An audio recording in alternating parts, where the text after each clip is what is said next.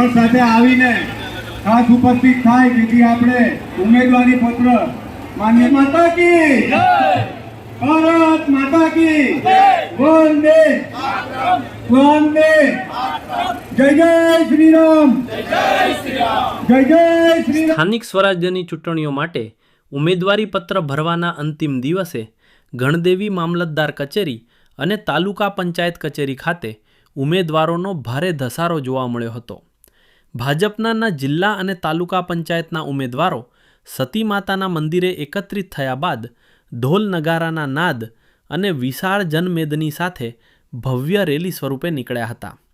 ચુસ્ત પોલીસ બંદોબસ્ત વચ્ચે આ રેલી નિર્ધારિત સ્થળે પહોંચી હતી, જ્યાં ઉમેદવારોએ ચૂંટણી અધિકારીને પોતાના ફોર્મ સુપ્રત કર્યા હતા।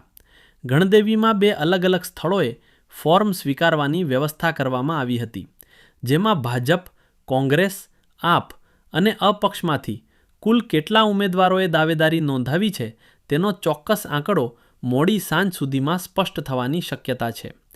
ભાજપના તમામ ઉમેદવારોએ એક સાથે ફોર્મ ભરીને શક્તિ પ્રદર્શન કર્યું હતું, જેમાં મોટી સંખ્યામાં કાર્યકર્તાઓ અને સમર્થકો ઉત્સાહભેર જોડાયા હતા।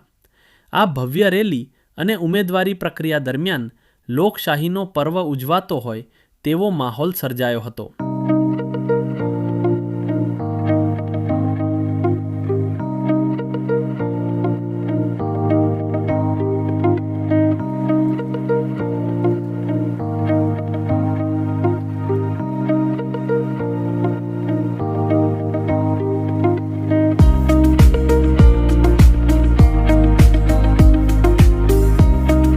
સ્થાનિક સ્વરાજ્યની આ ચૂંટણીના પડેપડના સમાચાર અને સચોટ વિગતો જાણવા માટે ગુજરાત કમાન્ડ લાઈવ સાથે જોડાયેલા રહો।